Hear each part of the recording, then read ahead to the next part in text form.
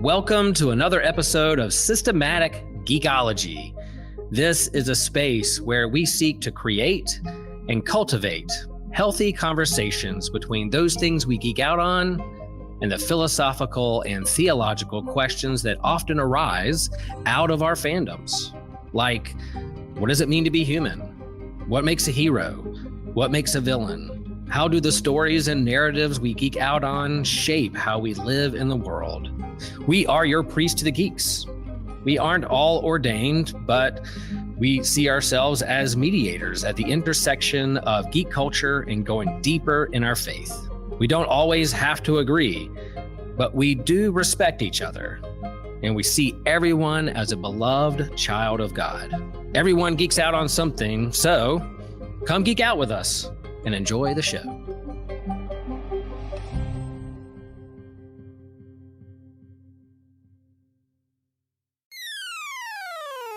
You're listening to an Anazal Ministries podcast.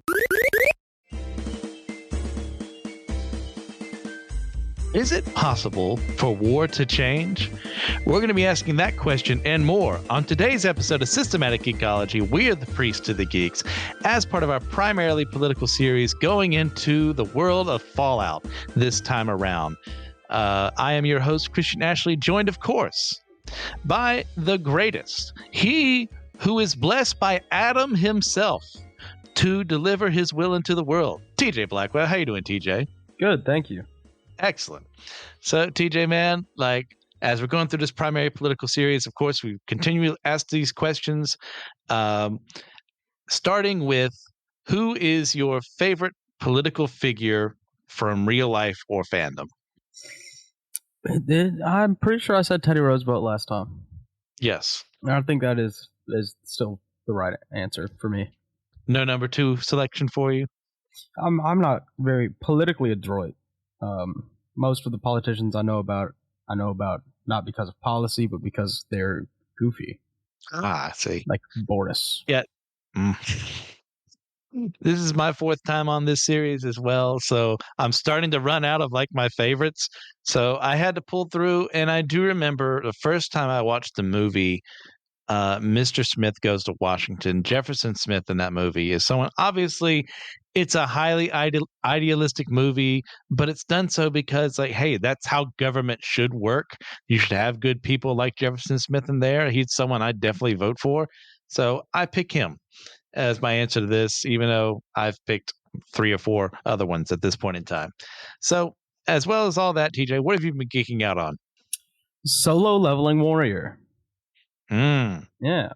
The Warrior, is that a mobile game for the anime? Well, I guess it's not called Solo. I'm pretty sure the full title is Solo Leveling Warrior. Either way, I read the entire series. Okay. Solo Leveling. Yeah. You're right. So I read the first model I read was Hardcore Leveling Warrior, so I mixed the two up. But yeah, okay. I read Solo Leveling. That's easy. I read all of it over a couple days. Fantastic. Very nice. Yeah, we're probably going to have to do an episode on that one along the way, too, because I've also read the entire webcomic. And as the anime is releasing right now, it's pretty good. There are better things out there in the world, but I still like it for what it is. Me, on the other hand, as of this recording, what dropped today, 2 new episodes for X-Men, the animated series, on Disney+. It got me back into it. I was so ready for these, and they delivered and then some. Some great moments for everyone involved, like Magneto got to show off his chops too. Excellent episodes all. Have you had a chance to watch them yet? No, I haven't. I was watching Solo Leveling. Fair and enough. Also playing Valorant and doing laundry. Done a lot today. A very busy day. I went to Sonic. So, further ado. Even better.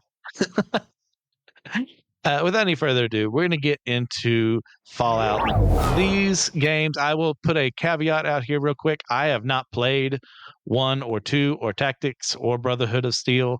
We'll get into how we got into the series later on, but maybe you have, TJ. But anything involving those games, I know kind of the bare minimum of what happens, but nothing else. So we're going to focus on the other series, the politics involved with them. So, TJ, if you had to explain the franchise, how would you do so? Okay. broadly, it is surviving in post-apocalypse. It's like the post-apocalypse game. Yeah. Franchise. But simple enough.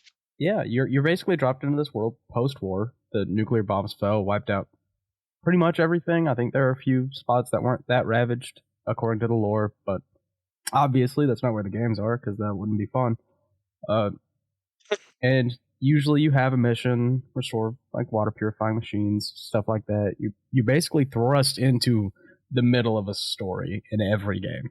You're kind of just thrust into the world that is existed, and you're coming out of a vault as, a pre-war person into this post-war world. It's kind of the basic gist being in the year 2077, a war was going on between America and China that got to the point where it became nuclear, and both sides got immensely devastated. Most games take place either like 100 years or 200 years post the bombs. So there's been some time for some of the radiation to go away, but this is not really using real world science and physics. This is based on your 50s sci-fi kind of expectations for how things would go in a nuclear apocalypse. It's a ton of fun. There's so many ways you could play it. You can play on the West Coast, you can play on the East Coast. There's a lot to be, to delve into here. We should probably do episodes on the other games that we played too, but this is more of an overview of the series and its politics. So we're not going to focus too specifically on one game. But what was your introduction to the series, TJ? So, technically it's tactics, but not really. I played Fallout Tactics at a friend's house in like 6th grade for like 10 minutes, and we did something else. I didn't even realize that it was Fallout Tactics until years later. So really, it was Fallout New Vegas. Yeah. Would you really count that one as in, like, if you were being super strict, sure, but like you didn't really play the game that much, so I get it. Yeah. I got into it in college. Host of the show, John Erdley, and I were roommates at the time, and he showed me his copy of Fallout 3, played it, and was looking stuff up online and found out that the way they ended the original game meant that you had to sacrifice yourself in a stupid, senseless way. So I went out and I bought the DLC for it so I could play Broken Steel, and have been in love with the franchise ever since. So I've played 3, New Vegas, 4, and even for a very unfortunate time, I played a little bit of 76. But that's its own thing. So moving on from there, do we have a favorite in the franchise? New Vegas. And why so? It's the best. I think it was my first, so there is some bias. But I think New Vegas captures just the triumphance of the human spirit so well. New Vegas as a world feels the most alive to me. New Vegas even is the silliest to me. It feels the best to play. I know that's wrong. I know that's not true. That is bias. But it just feels natural to me to play it. You get silly, you get goofy, the writing is really funny, the world is really fun to be in and scary. There's just so much to do, and the DLC is you combine them, if you consider the game as a whole, it is by far the best DLC for any game I've ever played. Which, to be fair, also on that list is Fallout 3. Yeah. For me, at least. Yeah, they normally do some good work overall in the series, but the DLC on all the games, pretty well done. I'll agree. New Vegas is the best. I mean, there's really no other way around it. It feels more like a Fallout game than the other two. Not to say that they don't feel like it, but there's that. It helps that it was written on the Obsidian side of things, with more connections to the original games, and playing with the certain facts. Hey, you can be wacky, goofy, but at the same time super serious in the same game, and it doesn't feel off. It doesn't feel wrong for that to happen. I think they pull that off immensely well in New Vegas. The factions and the gray and gray morality that you have to deal with, I think, is at its finest in New Vegas as well. navigating, do I go independent? Do I go with House? Do I go with the NCR? Or if you want to be really evil, do you want to go with Caesar's Legion? There's tons of possibilities to be done this, and there's so much that if you just play it through at one time, you're not going to get everything. You need to do it multiple times over. So yeah, New Vegas is the one for me too. It's just really fantastic. You can you don't even have to play the game to play the game. If you just want to gamble, that you can do that. Yeah, it's great, and it feels real. It feels like a lived-in world, as long as you're not like cheating or like save scumming your blackjack hand, which people do. Yeah, but moving on from there to our topics proper. One of the opening lines for some of the games, or something repeated very early on, is kind of an opening theme of the games, is that war never changes. And you'll hear that repeated oftentimes. It could be in a news broadcast, it could be in the narrator saying it themselves. Like, how true do you feel that this saying is? Okay, so if you want to talk about like macro versus micro, on the micro level, war changes constantly. But war as a concept, I think there's some credence there. I don't think war, broad strokes, changes very much at all. You know, it's being fought for the same reasons, the same goals, and it's a cycle. War at its core doesn't change. People die, and usually not that much gets achieved. Yeah, I'll agree with that. It's that idea, the macro idea. I'm glad you put it in that perspective of war as a whole has not changed throughout the entire history of humanity.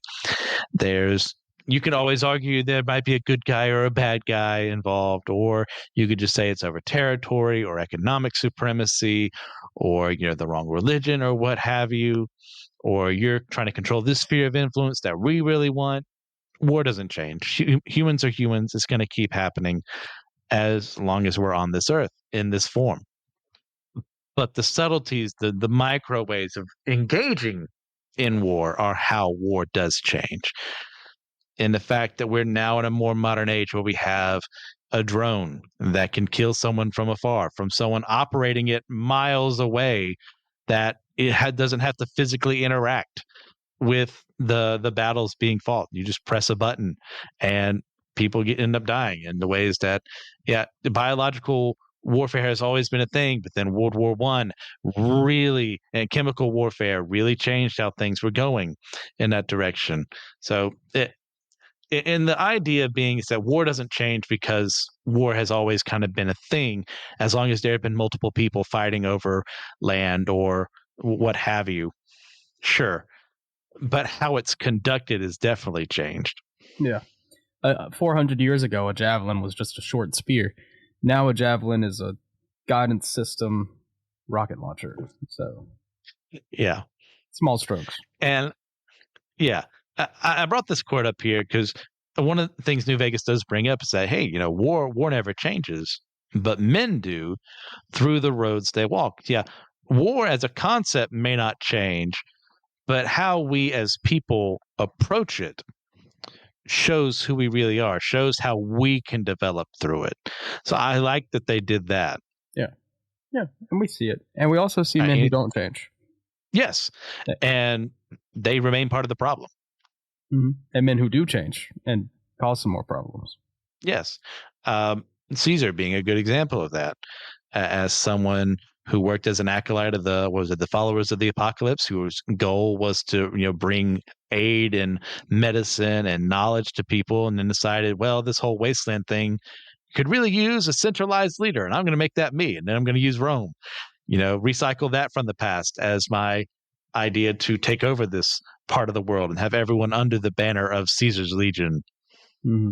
And like Joshua Graham, who was dedicated to Caesar, and then kind of went off and ended up in, I can't remember the name of the place now, but yeah, I hate it. The tribes were the Sorrows and Dead Horses, White Horses, something like that. I can't remember.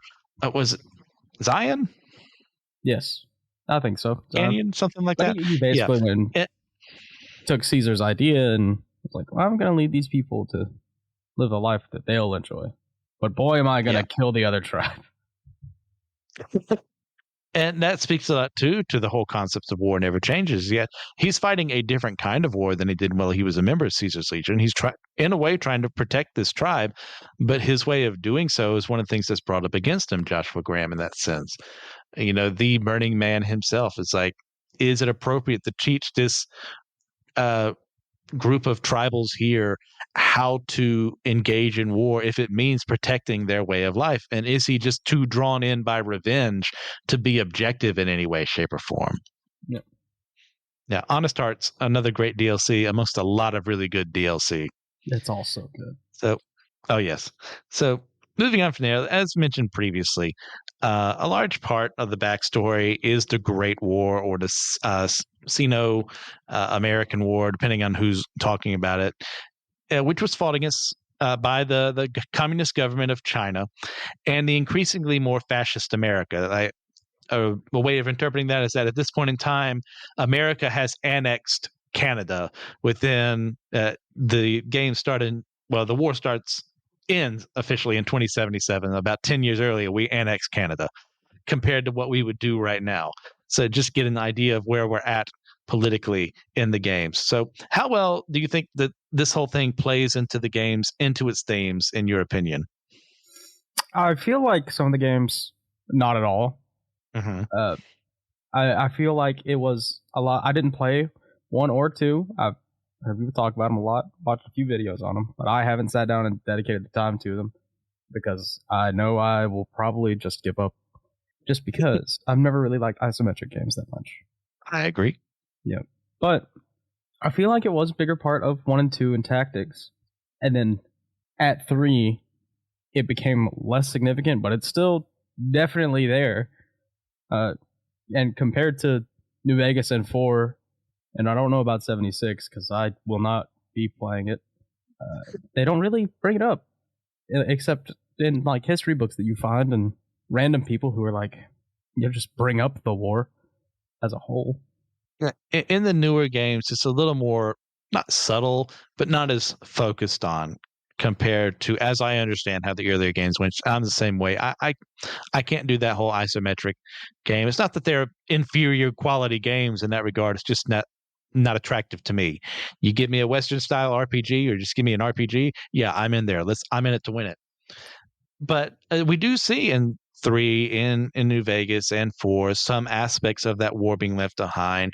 We have this whole, anti, what's what I'm looking for here. It's anti being so free with information because you got to stay secret because the enemy, all it takes is just one slip up and it'll sink the entire operation.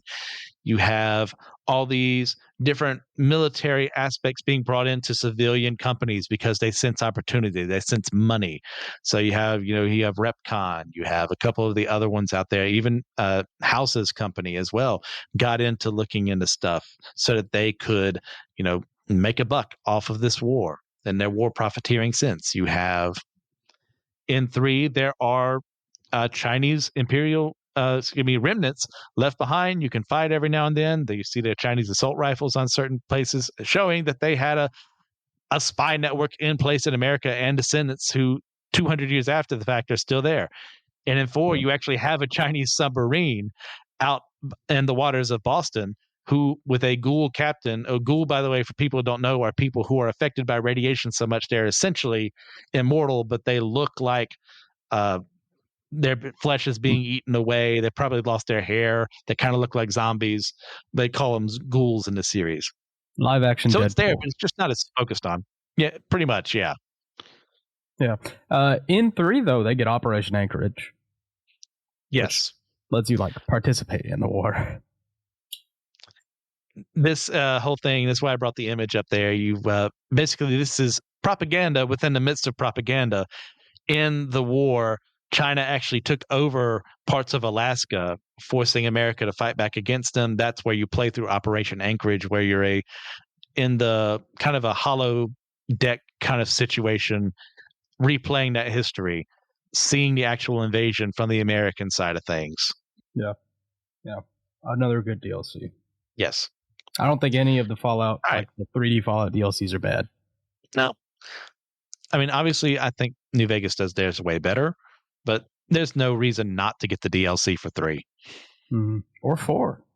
or 4. Okay, so moving on. Even one kind of things we kind of see is like how people look at America post this whole time, because there is no United States of America anymore. You have the enclave out there who are kind of like the descendants of the US government, who are saying that they're the legitimate government, that they start off in Fallout 2, I think. Yeah, Fallout 2, proclaiming they're going to take over the United States again. Then in 3, they try to take over the water purifying project your dad is running. In 4, you see some remnants left behind of them who are older and about to die, that you can choose to get involved with the battle over Hoover Dam there. And in 4, they're not really there. That has kind of been wiped out for the most part in 3. And in 76, they do show up, but my memories are foggy of that, and I really wish I could forget playing it at all, to be perfectly honest. So we see as part of this process that even hundreds of years after the bombs fall, some people regard America with high esteem, but in very different ways. Some use it as a symbol of what they need to work to rebuild, while others are using patriotism for their own ends. So, with all that in mind, do you feel like there's a difference between patriotism and fanaticism? Yes. How so?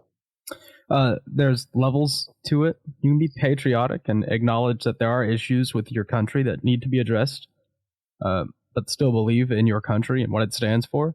When you're fanatic or nationalist about it, things are a little different. I'll agree with that. The character portrayed there on screen, if you're watching this on YouTube, is Ulysses.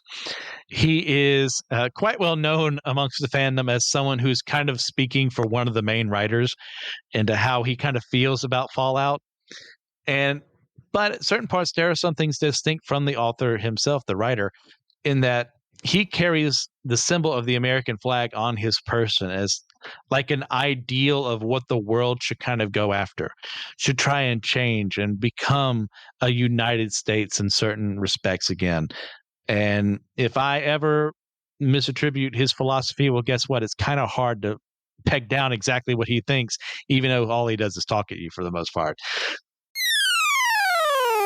Hello, friends. Are you enjoying what you're hearing from Systematic Ecology today in your earbuds, or whether it's on YouTube, or whether you're in traffic, or whether you're at work? Well, there's another way that you can stay engaged with us at Systematic Ecology, and that's on our Instagram account. Yes, hop over to Instagram, follow. We'll follow back, we promise. We post lots of fun stuff over there, whether they're updates on new podcasts that are coming out or getting ready to come out, or whether they're memes, or we're sharing what other of our friends are up to out in the world.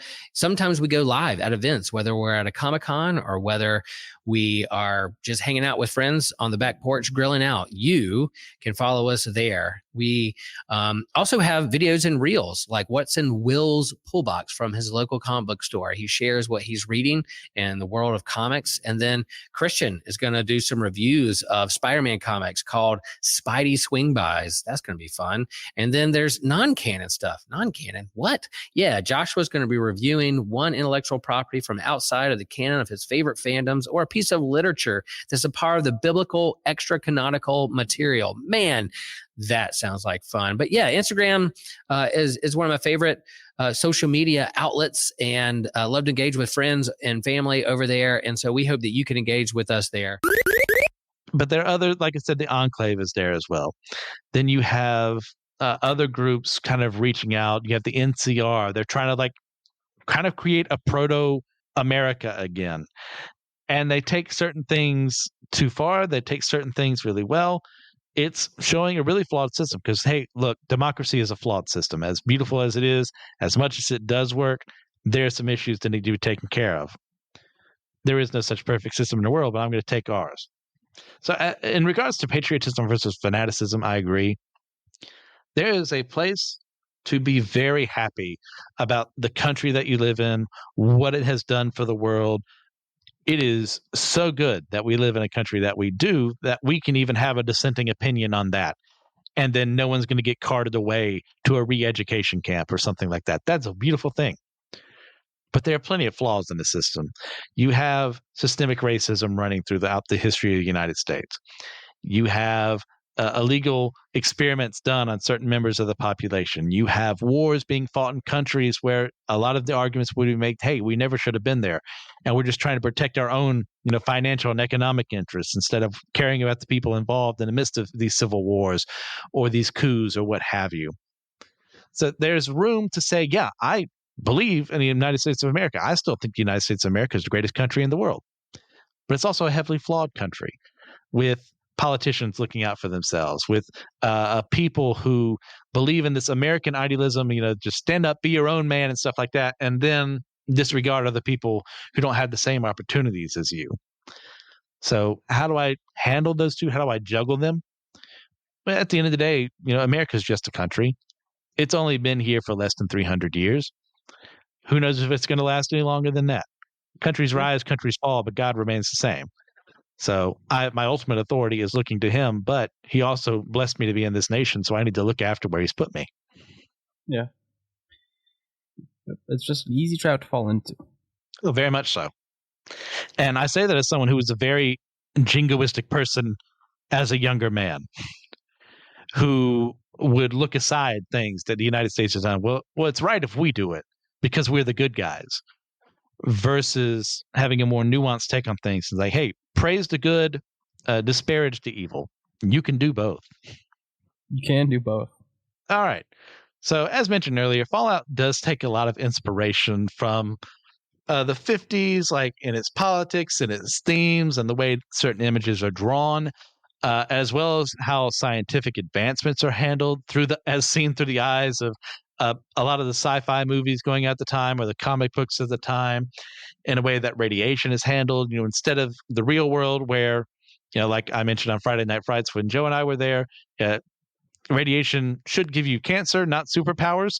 Instead, in this, it will change you immensely and change the animals around to where they will gain superpowers. You will gain superpowers to some extent, depending on whether you've been infected with the FEV virus or all that mess as well. So what can we learn from the way this gets played with in a series of this 50s aesthetic? Well, we probably should not have a nuclear winter, and if we do prepare for one, we should be very careful about who builds our bunkers. Yeah, I'm kicking myself right now that you mentioned that. I should have added a question about the vaults, because one of the huge parts of this is that there was a company, Vault Tech, that came around and said, hey, nuclear war is on the horizon. You better be prepared. You better be living underground in these safe places, safe, quote unquote, where we're going to put you there and you'll be safe from the radiation and the bombs, and you'll just live there in luxury and peace, and you're going to have all the food and water you'll ever need. And sometimes that was even correct. They would have control vaults where nothing would go wrong. But for the most part, them working alongside with the Enclave created certain scenarios to where, hey, we're going to put this secret little noise throughout the entire vault that's going to mess with all these musicians we put in it. And then you're going to have, hey, we're going to breed a bunch of super soldiers in various ways. You get the super mutants being created by the FEV.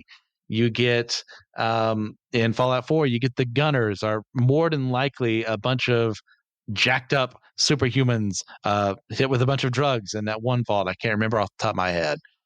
And you get other ones like in Fallout New Vegas, you get the Boomers because they put a bunch of guns and explosives in one vault and they were curious to see what would happen.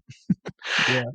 And my personal favorite, the one that was just one guy, but they cloned him. And all the women?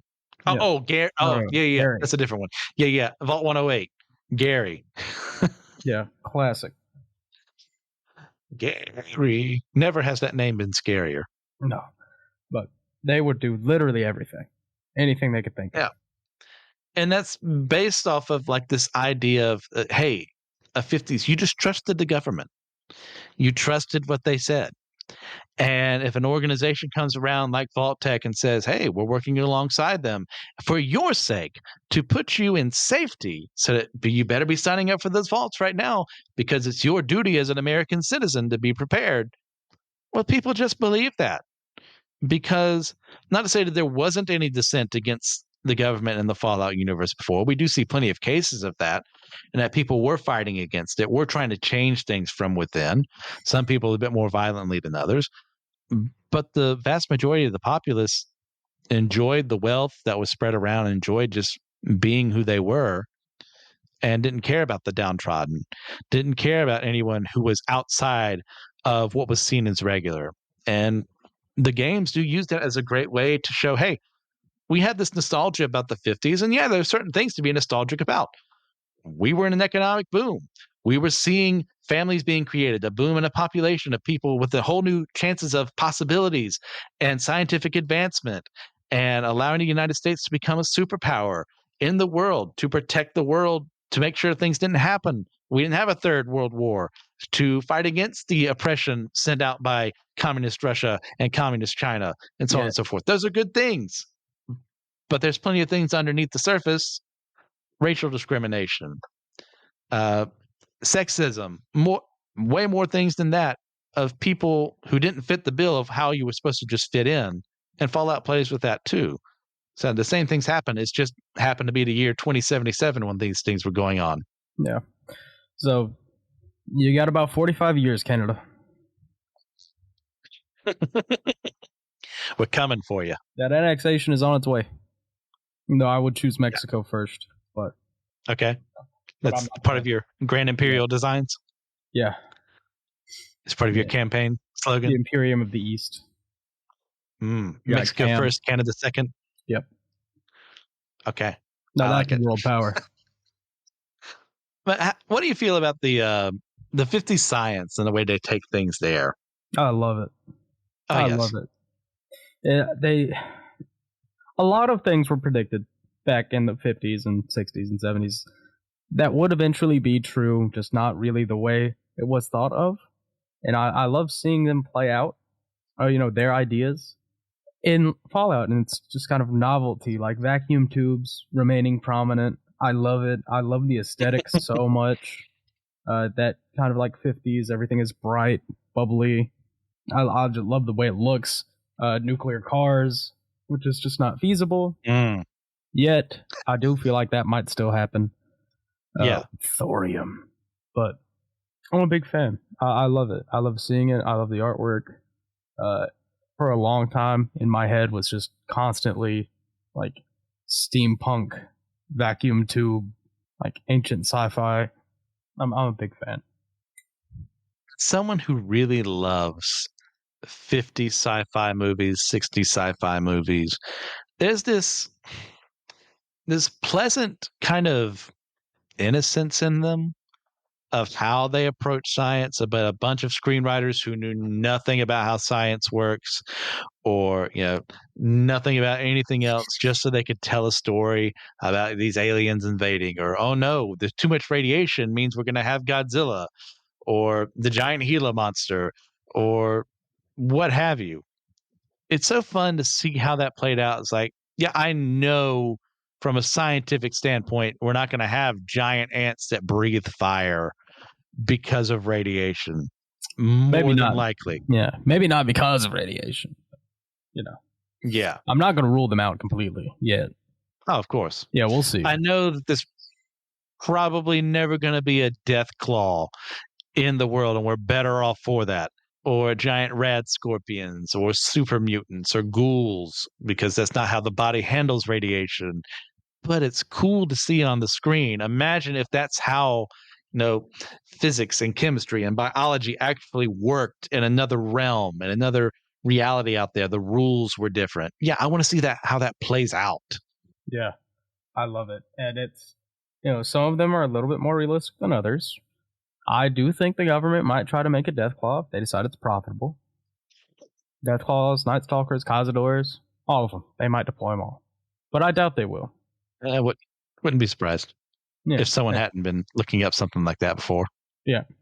But, those things are very difficult. if possible, and not feasible. So we get to see it in Fallout. Yep. Another thing that we see is this basic idea of what it means to how do you rebuild the world after facing a huge catastrophic threat, an event like a nuclear war, nuclear winter. And there's various ways it plays out in the games. Like, how do you see that in these games?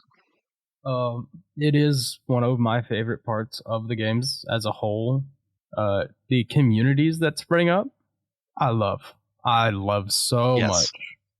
Megaton, Tenpenny Tower, Diamond City, Good Springs, New Vegas. It just goes on. It's always, the different little communities get together and eke their lives out the way that they see fit, whatever way they can. And you just kind of cling to the one that aligns the most with how you would like to live if you have the choice, which most people do, or they're afraid of leaving what they were born into. I love it. It's so fun. It's so interesting to see what different people come up with. We're going to talk about Diamond City later, so I won't. But like Tenpenny Tower is just a high-rise, a nice big hotel that happened to survive. And so a bunch of people moved in from the community. Some other things happened as well later, after we got there. Yes. Megaton, they just decided to live around a bomb that fell and didn't activate. Sure. Whatever, dude. I love it. It's great. And they form a church around it. Mm-hmm. Yeah, the Church of Adam, they're a wacky group that could easily become a huge threat in the Wasteland, and in fact do in certain games. Yeah, I agree. It's one of the good things about Fallout is that it could be easily, if you just look at surface level, it's a very depressing game. In that, yeah, a lot of humanity is being wiped out. America doesn't really have contact with the rest of the world. We don't know what things are like in Europe or Central and South America or Asia or what have you. But we do know that humanity survived and that humanity fought to continue existing. And I think Fallout does speak a lot to the ingenuity and the hope in humanity to continue pressing on in the face of overwhelming odds. Like coming back from a nuclear war is next to impossible, but they did it anyways. They found ways to remove radiation from stuff. They found ways to adapt to a world that has changed beyond, that it's never going to be the same way again. No matter how much technology evolves, no matter how much we reconnect with other people and other people groups along the way. It's so much fun seeing how other people look at their situation and whether or not they despair, whether or not they just kind of become jaded, or whether they become people like Moira Brown, who, if you're on YouTube, I had the image of her up there, and like her quote of like, hey, you ask her at one point in time as part of her quest, as part of her seeking out knowledge and how to do things, like, well, why does she care when the world is as broken as it is? And she just brings up, did you ever try to put a broken piece of glass back together? Even if the pieces fit, you can't make it whole again the way it was. But she does it anyway because it meant something. The world means something before all of this happened. Was it a perfect world? Absolutely not. We've discussed why. But there are parts of it that are worth fighting for. And Fallout, ultimately, at the end of the day, isn't some depressive, well, we're all going to do it again and blow everyone up and no one's going to survive. It's like, there's a hope out there. There's a chance to be better. Okay, go ahead. I see you have a dissenting opinion. That one time we did do that from 10 That was for hope. Yes. Well, that's if you went on the evil playthrough and blew up Megaton. Yeah. Well, imagine that. TJ blew up Megaton. Yeah. You got to. You have to finish the game. You have to see everything. Which I do find it funny, even if that does happen, Moira survives as a ghoul, so you can still have the Wasteland Survival Guide quest. It's canon. That's the canon way you play through Fallout 3 is by blowing up Megaton, because Moira comes back in Fallout 4. Does she? Yeah, as a ghoul. The Wasteland book does. No, she's not in Fallout 4. She is. Where? Hold on. Keep talking. No, there's no way because the only person who really comes back from Fallout 3 into Fallout 4 are Madison Lee, Arthur Maxson, but as an adult, McCready as an adult, and I think I'm definitely forgetting someone, but I would know if she was in these games. Okay, You it sure was a that's not? different Moira. Yeah, that's what I thought. That's definitely not the canon. You just want it to be. You despicable man. Megaton was a dumb city. I love it though. I love the design. I love the layout. I love a good tiered Oh city. yes. We don't get that here. Our country's too big.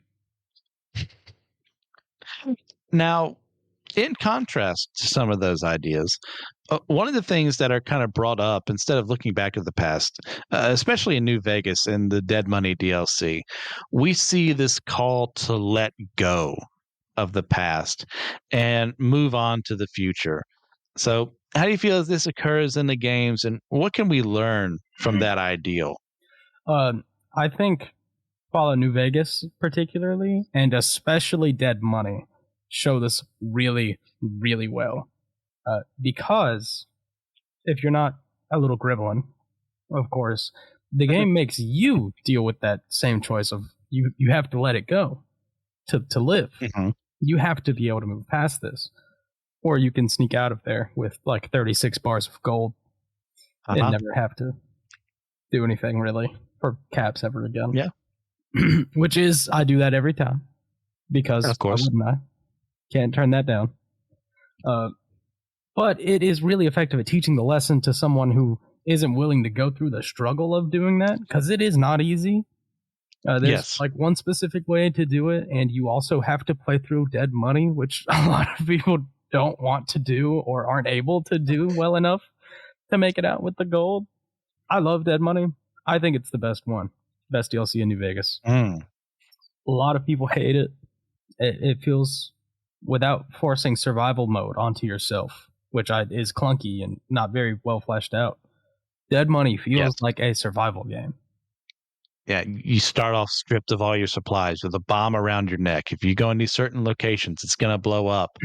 You only have a certain amount of food, a certain amount of ammo, a certain amount of possibilities to get out of this alive. Yeah. Yeah. And if you play the wrong way, you're going to die. A lot. But it does also show us that message through the antagonist, Father Elijah, who is someone before Dead Money that we already knew about and was already talked about. Kind of a big wig of the Brotherhood of Steel. But he faces his demise because he cannot let go. He can't let go of what he was able to do, his power, and he tries to use the technology in the casino and Dead Money to reinstate himself. And he dies for it. Yep. Unless he beats you. That DLC overall, yes, is a really good way. Or you lock yourself inside the vault down there by not paying attention to things. It's that whole idea of, hey, living in the past, living and lingering in that anger or greed or whatever is affecting you is a poor way to live your life in the present. It's not saying that you don't think about the past. It's not saying that you don't, justice should still be delivered. What it is saying is that if you remain there, you're not present and not present in the present. And that's an evil not only to you, but the people around you. And it plays out excellently outside of using certain, not cheating, but messing with the fabric of the game and taking all that gold at once for yourself. Are you going to leave with all that gold? It is an impossible feat unless you play the game against itself, which is kind of the point. You're supposed to leave behind some of that. You can't carry it all on your own. Yes, you can. It's too much. You've got to let go of the past and move forward to the future, not forgetting the past, not pretending like it never happened, but learning from it so the same mistakes don't happen again. That's why you have someone like Dean Domino, who was an entertainer before the war, who was turned into a ghoul and is still hung up on the love triangle he was in with, what was her name, Vera? Mm-hmm.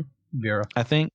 a lounge singer there, and his inability to handle with that regret. And one of the most violation of the common sense you're expecting in Fallout, if you use a speech check to talk him down, that is the worst possible thing you can do, even though literally every other time you do that, it's good.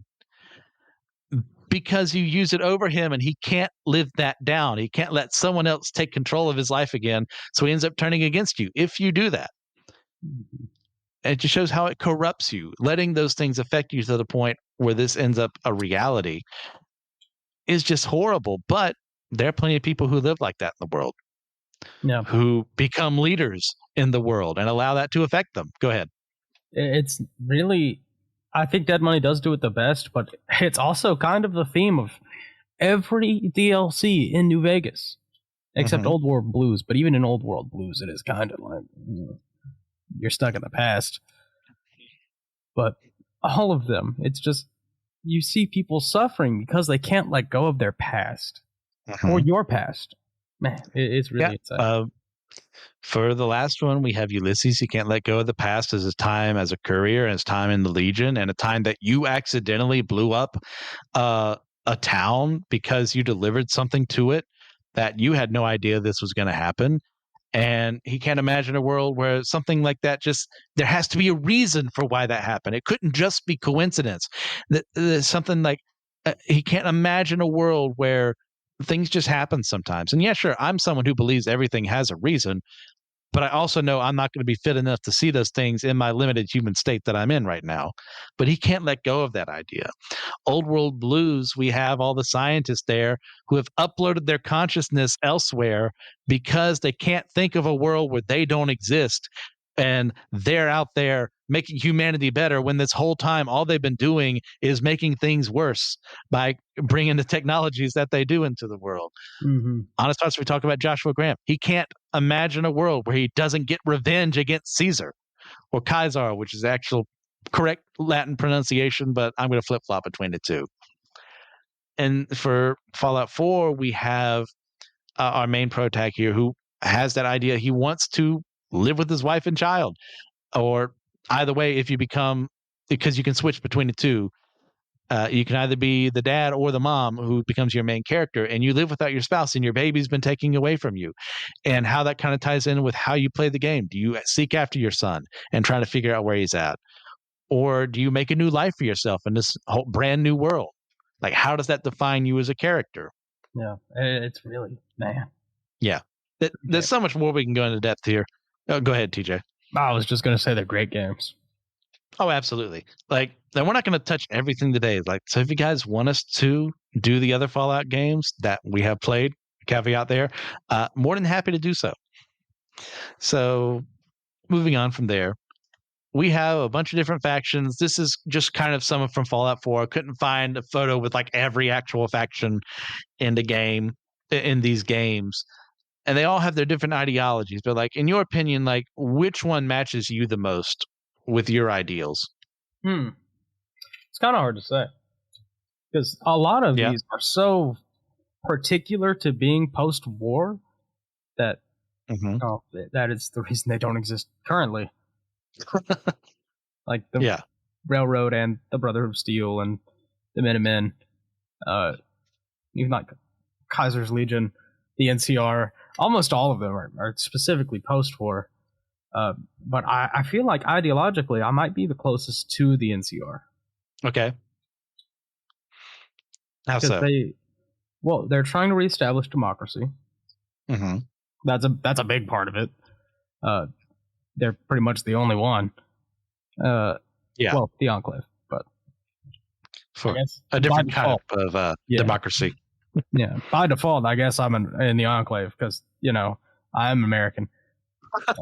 But probably the NCR. They are trying to normalize. I never picked the NCR's ending for New Vegas, except the one time that I needed to get the achievement. But yeah, you did.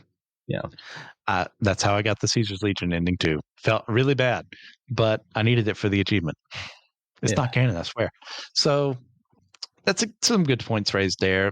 I typically pick either the NCR or the Independent for New Vegas, depending on my mood at the time. Because I agree. Like they're really the only ones out there trying to bring some of what was good about America in this series to the wasteland.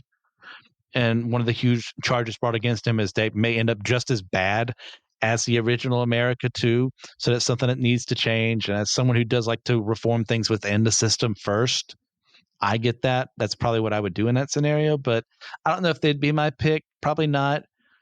The railroad, it's good for what it does. Yeah, helping sense. I believe in that cause. I think they are sapient after a certain fashion. The followers of the apocalypse, I could almost see myself with them. And like as someone who values knowledge and wants to spread it to the world and have other people understand things, I just don't agree with their ideology. I think they're too small-minded for their own good and too rigid for their own good. So I couldn't be a member. I could be a member of the Brotherhood of Steel if it's specifically the Fallout 3 Elder Lions version, in that we're here to do some good in the world. We're here to bring hope back into the world. And unfortunately, kind of gets taken away when he does die and Arthur Maxson takes over and makes them a bit more closer to the original ideology of the Brotherhood of Steel, which is like very xenophobic, very, we know what's best for you, so you better get in line. Yeah, I agree with that. I'm a big fan of the Elder Lions Brotherhood.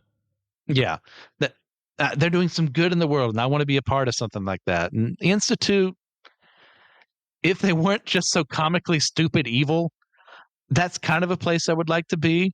Of like, yeah, let's research things. Let's make the world a better place on a surface. But instead, they're wasting their time making synthetic gorillas when they could be, spending time how to like changing radiation, being water purifying and stuff like that. So I can't in good conscience join them. If I had to pick, I would say Elder Lions Brotherhood, but I'd throw my hat into the Minutemen as well as an idealistic, we're going to be there responding to help people in need kind of thing. So those are the two I would pick. Yeah. Okay. So as kind of a final question here for Fallout, in the series, we see multiple examples of the future imperfect trope. That's basically the idea that after enough time has passed, the people in that future have an incorrect view of the past or an incorrect view of like the customs and stuff of the past. So examples being that people in Diamond City who live in Fenway Park, have a very wrong view of what baseball is. They think of it as a full contact sport, that is built on lethal intent. And we also have the Kings in New Vegas who see all this stuff about Elvis and see people calling him king. And they feel, well, this guy must have been like a god or something. That people worship. No one, they kept dressing like him. So they think that Elvis Presley was either like just this highly revered figure, which they're not entirely wrong, or he was like some god of some sort of the old world. And they kind of like try to bring that back. So all that to say, what is to say about our perception of history? And what can we do now to help future-proof our history so that those who look back at this time can see the truth as accurately as possible? Nothing.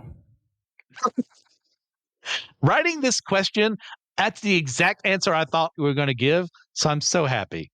Explain yourself, please. Yeah, well, there's been a lot of research into it, like Rosetta Zones type documents, things, carvings, etchings. It's something people think about, and it's something that's not easy to do, even without the total collapse of a civilization. We've lost so much history already from cultures who could write. And it's basically inevitable, because we can document everything, we can put it on a storage device, and whoever finds it, there's no guarantee that they'd be able to read any of it. There's no guarantee it will survive.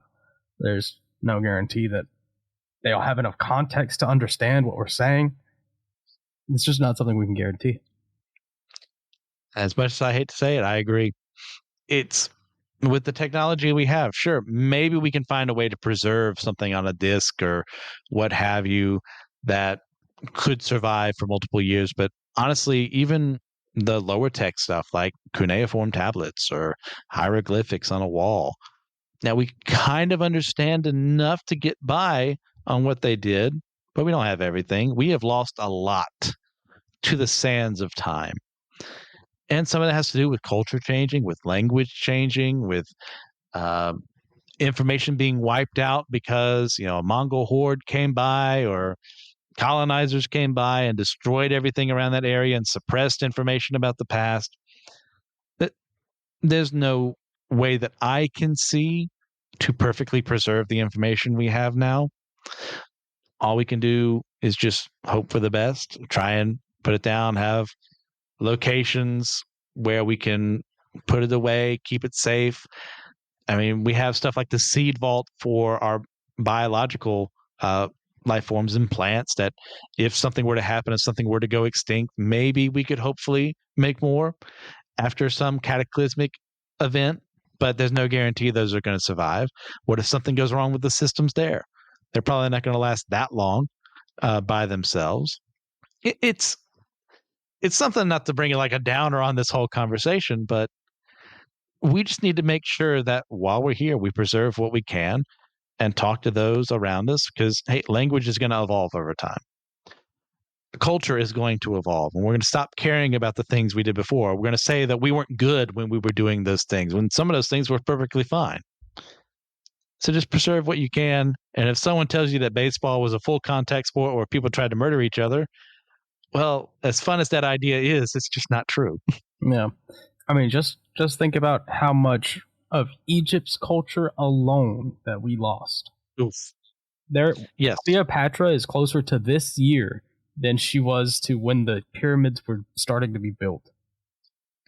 That's a fact I've heard often, and I hate it every time someone says it because it's true. It's astounding, like what we have lost along the way. And like even with stuff like scripture, there are letters written by Paul and other apostles that we don't have anymore because they weren't preserved. So could you imagine the knowledge we could have gleaned from the earlier church if those still survive? We are incredibly grateful to Providence that we have what we have here with 66 books in the Protestant canon that could easily have been more if God had allowed them to survive. It's an amazing thing, but we can't control the past. We can only control what we have.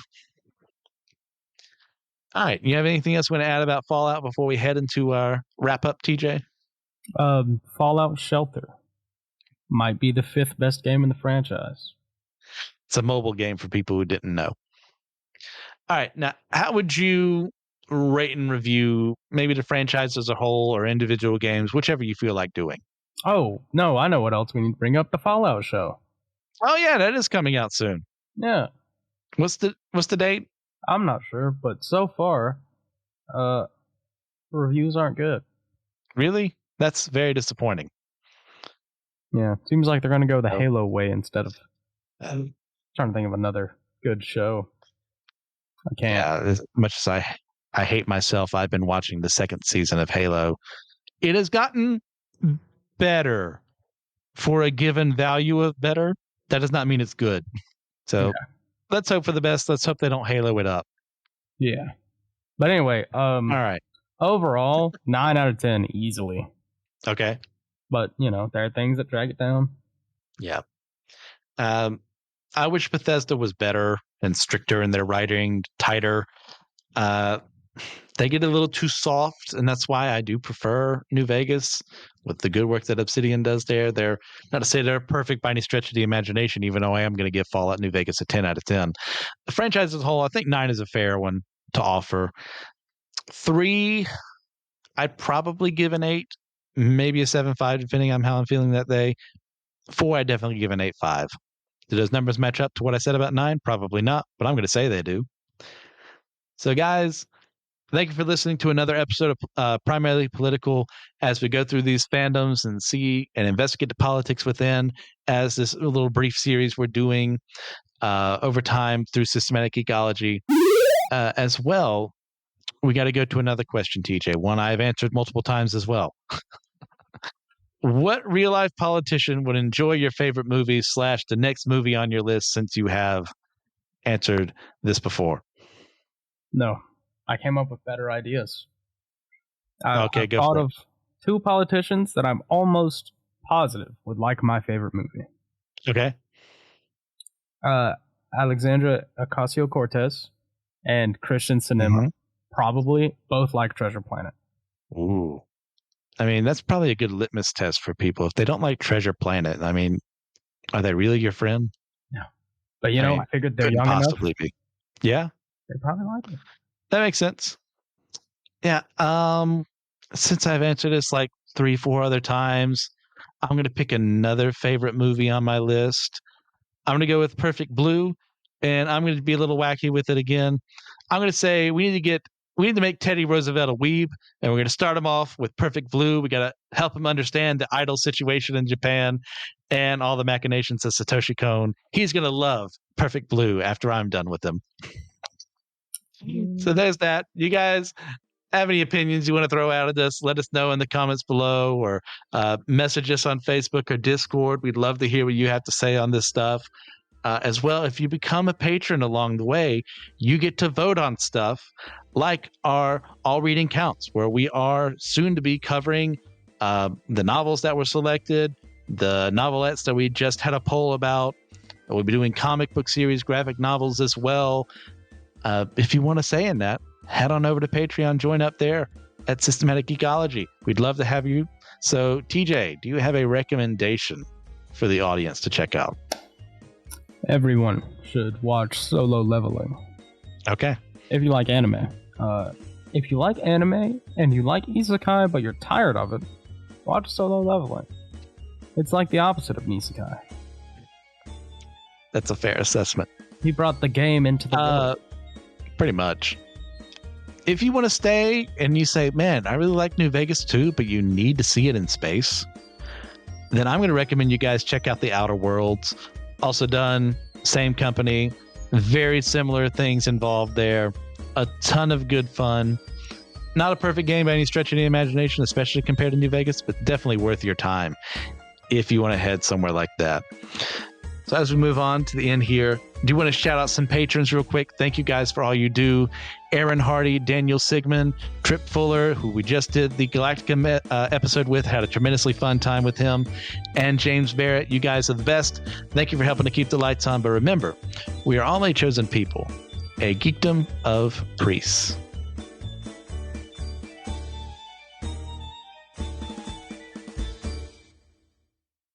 If you love our show, you can follow the whole network in a single feed on Spotify at Anna's Our Ministry Podcast or the network page on Apple Podcasts. There you'll find shows like The Homely, The Whole Church Podcast, My Seminary Life, Let Nothing Move You, Dummy for Theology, The Bible After Hours, as well as mine and my husband's show, The Clydes, where my husband Taylor and I go through weekly discussions in a devotional conversational method to help us all get closer to one another and God.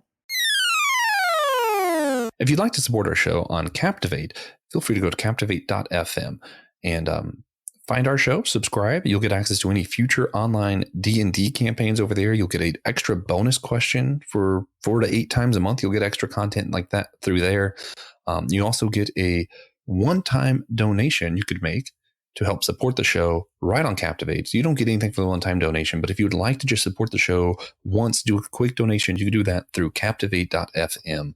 Our overhead includes editing software, marketing, equipment, recording software, and a whole lot of other stuff. And we really appreciate everybody who can help keep the lights on.